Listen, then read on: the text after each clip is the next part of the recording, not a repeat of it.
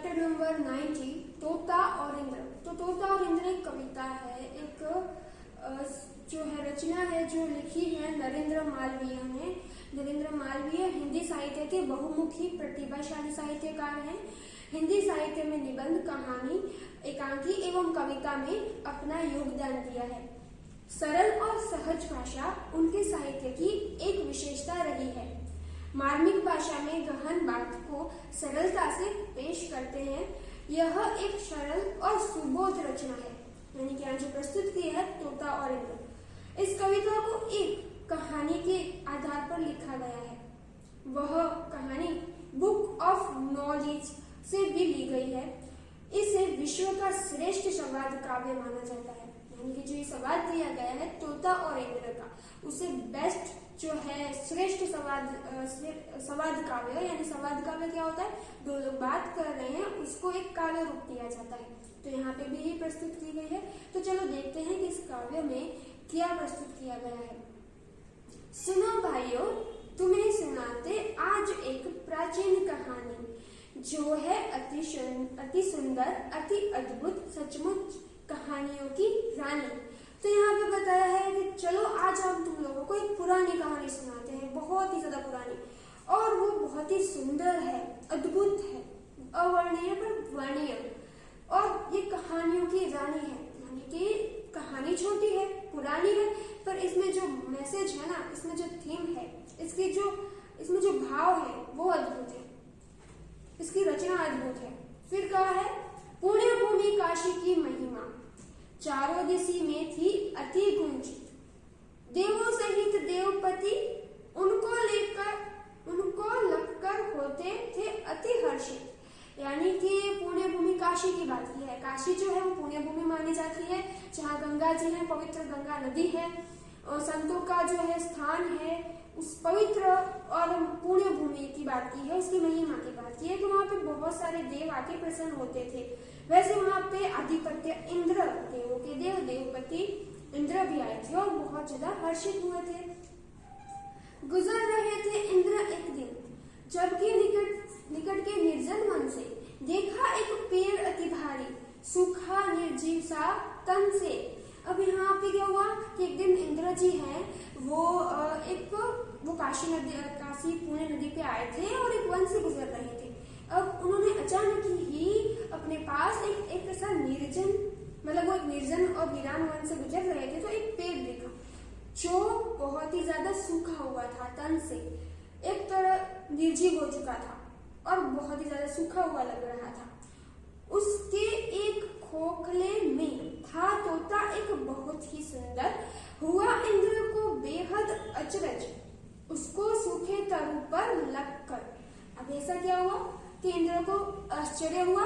इंद्र को आश्चर्य इसलिए हुआ कि इतने जो ये पेड़ था सूखा, उसमें एक बखोल थी, छोटा सा हॉल था, वहां पे बैठा था एक तोता, और ये देखकर बहुत ही ज्यादा अचरज हुआ इंद्र को कि ये तोता ऐसे सूखे पेड़ में क्यों बैठा है, बल्कि यहाँ पे जंगल में तो और बहुत सारे पेड़ हैं, हरे भरे, तो यहाँ पे ये निर्जन और ऐसे निर्जीव पेड़ में क्यों बैठा है। पूछा तुरंत उन्होंने उससे, क्या न मूर्खता है यह भारी, इस सूखे तरु पर तू रहता बन करके अनजान अनारी। तो यहाँ पर बोला कि अरे तू क्या मूर्ख है। जो उन्होंने तोते को वहां बैठे हुए देखकर अचरज हुआ, तो उन्होंने तुरंत पूछ लिया तोते से। इंद्र जी ने पूछा कि तू क्या मूर्ख है, इतने सारे वृक्ष हैं वन में, तो तू इस सूखे पेड़ पे क्यों बैठा है, क्यों इस सूखे पेड़ के मतलब कि इस तरु पे तू रहना चाहता है। इस सूखे तरु पर तू हरा भरा तरु कहाँ नहीं है, क्या इस विस्तृत वन सुंदर वन में भला यही रहने में तूने सोचा है क्या हित निज मन में। अरे यहाँ तो इतने सारे हरे भरे पेड़ हैं, तो तुम्हारे मन में इस सूखे पेड़ में जाके घोंसला बना के बैठने का क्यों सोचा। तोता बोला, महाराज यह तरु पहले था बेहद सुंदर, सारे वन में एकमात्र था, सबसे अच्छा, सबसे मनोहर, तोता कहता है कि महाराज, ये जो आपको भी सूखा हुआ पेड़ दिख रहा है वो पहले बहुत ही सुंदर था और ये पूरे वन की शोभा बढ़ाता था, बहुत ही मनहर, बहुत ही सुंदर था ये पेड़। जैसा था यह सबसे सुंदर, वैसा ही था बलशाली। यह ही था इस वन की शोभा, भाग्यवान अति गौरवशाली। यानी कि वो बोल रहा है कि यही पेड़ वो है जो इस पूरे वन की गौरव बढ़ाता था, इतना सुंदर था, इतना मनमोहन था और बलशाली यानी कि बहुत ही ज्यादा स्ट्रॉन्ग था, ये बहुत ही ज्यादा बल वाला यानी कि मजबूत पेड़ था। यह ही था इस वन, चिड़िया, तोते, कोयल, मैना, सबको ही यह अति प्यारा था। महाराज यह ही कुरूप तरुप शोभा में सबसे न्यारा था। ये कहते हैं कि महाराज, ये जो पेड़ है यहाँ पे सारे पक्षी अपना घोंसला बनाते थे, यहाँ पे वास करते थे, आते थे। और ये जो कद्रुपा अभी आप देख रहे हो तरुप, वो उसकी शोभा सबसे ज्यादा अच्छी थी, सबसे न्यारी थी इस वन में। और ये पेड़ बहुत ही सुंदर हुआ करता था। मैं जन्मा हूं इस पर जब इसकी शोभा थी नई निराली, अंततः मुझे प्राणों से भी प्यारी है इसकी डाली डाली। वो कह रहा है कि मेरा जन्म हुआ तब भी इसकी शोभा बहुत ही मनहर थी, बहुत ही मन को छू जाने वाली, बहुत ही अति सुंदर, अद्भुत थी। और मैं जो इसकी डाली डाली है, इसका हर एक चीज मुझे प्यारी है क्योंकि मेरा जन्म यहीं पे हुआ है, मैं इसी के साथ रहा हूँ। इसकी मौदमयी छाया में मैंने था निज होश संभाला, यह है मुझको गाना, मुस्काना, उड़ना सिखलाने वाला। यानी कि वो कह रहा है कि मैं इसके सब इस जो पेड़ है इससे बहुत ज्यादा जुड़ा हुआ हूँ, इसने मुझे समझाया है, जिम्मेदारियों से संभाला है, होश में लाया है, बड़ा किया है, मेरा बचपन यहीं गुजरा है, मैं बड़ा भी यहाँ हुआ हूँ, समझदारी की बातें मैंने यहीं से सीखी है।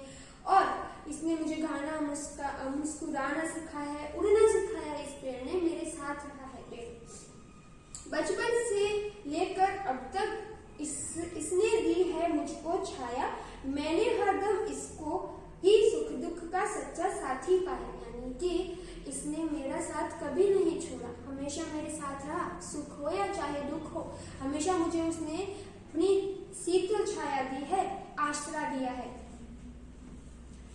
मैंने किंतु आह कुछ दिन पहले आया वन में एक शिकारी, उसके विष से बूझे बाण ने इस पर डाल दी आफत भारी। यानी कि पर क्या हुआ, कुछ दिन पहले एक शिकारी आया था और उसके जो विषैले बाण थे उसने इस पेड़ पे लगाया।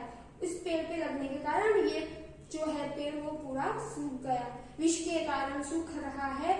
तब से यह तरुवर दिन प्रतिदिन, अब तो इसके साथ साथ ही मेरा भी होगा अंतिम क्षण। देखिए कितना जो है भाव इसको तोते को इस वृक्ष के लिए है, क्योंकि ये वृक्ष है उसके सुख दुख में साथी था, तो अब वो वृक्ष को कैसे छोड़ सकता है। जब उसको वृक्ष की जरूरत थी तब वो वृक्ष उसके साथ रहा था, तो अब जब उसको वृक्ष के साथ रहने की जरूरत है तो वो उस वृक्ष को कैसे छोड़ सकता है। यानी कि यहाँ पे भाव है सच्ची मित्रता का, भाव है सच्चे प्रेम का और भावनाओं का, जो हमारे मन से किसी के प्रति किसी भाव के कारण जुड़ जाती हैं और वो हमेशा के लिए जुड़ी रहती हैं, सुख दुख में हर परिस्थिति में नहीं बदलती, उसे सच्चा प्रेम कहा जाता है। कभी साथ न छोड़ने वाला प्रेम यहाँ पे दिखाया गया है। बचपन के साथी को तरवर भला कहीं मैं जा सकता हूँ, वो कहता है मेरे बचपन के साथी को मैं छोड़कर कहाँ जाऊँ, कैसे जा सकता हूँ, यदि जाऊँ भी तो क्या सुख संतोष शांति में पा सकता हूँ। और हाँ, एक और बात है, हम भी ऐसे कई लोगों से जुड़ते हैं, कई चीजों से जुड़ते हैं जो हमारे साथ देती हैं, हमारे सुख दुख में साथ होती हैं, तो फिर उनसे दूर होके हम वो सुख वो संतोष नहीं पा सकते हैं, चाहे वो किसी भी परिस्थिति में हो। यहाँ पे ऐसा भी दिखाया गया है कि मतलब है, अगर किसी वस्तु से हमें तो हम उसको मतलब तक ही अपने साथ रखते हैं, मतलब खत्म होते ही हम उनको छोड़ देते हैं, तो ये गलत बात है।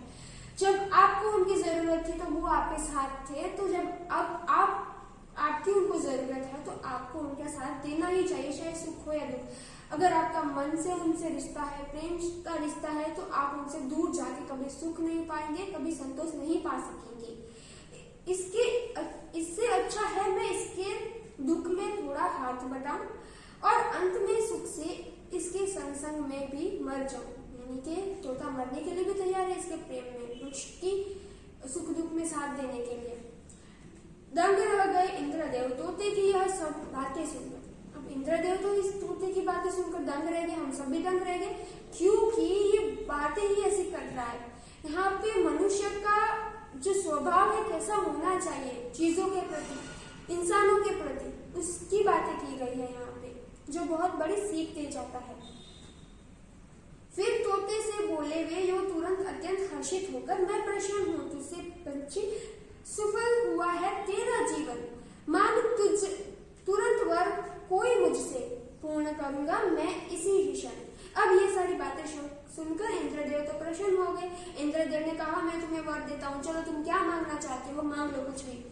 तोता बोला देव यदि है अभिलाषा मेरे जीवन की, यही है अभिलाषा मेरे जीवन की, हरा भरा कर दे यह तरुवर जो है शोभा सारे वन की।